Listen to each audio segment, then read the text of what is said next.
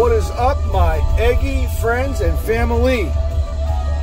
I hope everybody's doing well out there. I'm going to give you guys, like, in a fastest I can way, like, things I wish I knew as an early Eggy fan. Alright? So, bear with me because I'm going to cut out all the extra stuff and just get right to the chase. Here we go. Number one thing I wish I knew, actually I should say, here we go. Number 8 thing I wish I knew as an early Eggy fan. Spotify, YouTube Premium, Nugs Hi-Fi. So get one, get all, but the best way to really lock into Eggy and listen to the band is through those. At least I have found the best way to be. YouTube Premium is great because you don't get the commercials interrupting the longer jams, and there's a lot of other benefits to YouTube Premium that makes it worth it. Commercials are just a waste of time.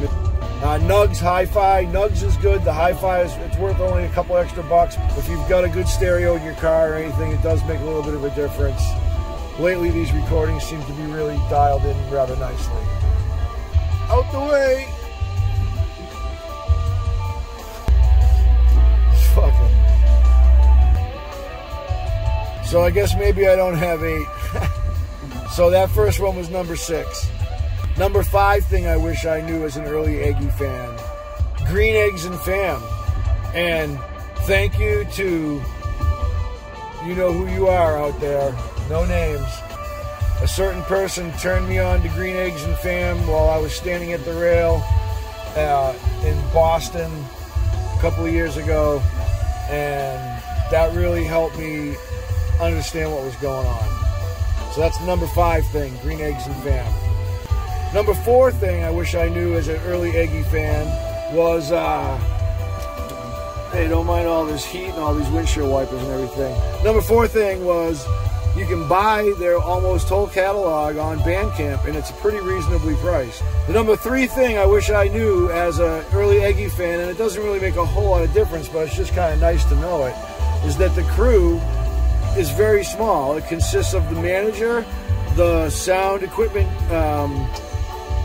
logistics guy, and the merchandise manager. So you've basically got a 3-person crew plus the band, and that's it. There was a point where it was really only 6 of them out there on the road. So I think it adds a little appreciation to know that really there's just such a small group of people making all that magic happen on the regular, like reliably, without fail, no matter where the show is, no matter how much work it takes.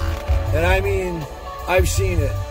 No matter how much work it takes, these guys show up, unload, plug in, do the work, and then they're off to the next place. It's amazing. So I wish, number 3, I wish I had known that early on.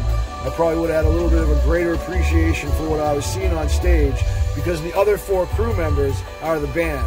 They're hauling their own speakers and amps and stuff. Oh, my satellite signal always dies right here. I parked in exactly the right place. So, the number 2 thing I wish I had known as an early Eggy fan is that the band will literally talk to you as an equal after the show, and maybe even before it if you recognize them and can get them aside. Typically, before a show, I try not to talk to them too much. I want to let them kind of just have their space, but after the show, they're putting themselves out there in a different way. It's always fun to be able to catch up with them after the show. So the number 2 thing I wish I had known as an early Eggy fan was that the band is highly accessible at 99% of the shows that you go to. And the number 1 thing I wish I had known as an early Eggy fan was that the lyrics to all of their songs are online. All of their original songs can be found on the Eggy page, and then of course their cover songs, pretty much everything is out there if you know how to use a Google machine. That's the number 1 thing I wish I had known early on, is that their lyrics are out there and they can be learned, and it really helps sometimes when the lyrics have such depth of meaning and multiple meanings and multiple interpretations for you when you're listening to it the way you feel one day versus the next. and you'll hear the same thing from other people. And I suppose that's true of any band, the fans of any band, but I feel like the actual poetic and personal nature of a lot of Eggy songs is something that if you've read the lyrics and if you can put it together with what you're seeing and hearing, it really adds another level of respect for the craft and the thought that's gone into this. You know, some of these songs, maybe they just spit them out like in a heartbeat, but I feel like some of these songs have been crafted in such a way that there was some other forces at work helping them write that stuff. You know? I don't know if that sounds bad, good, or what, but it's like, oh, am I really a fanboy? I don't know. But there's only one way to find out. I'm gonna have to go to some more shows and make sure. That's all I got. Peace out.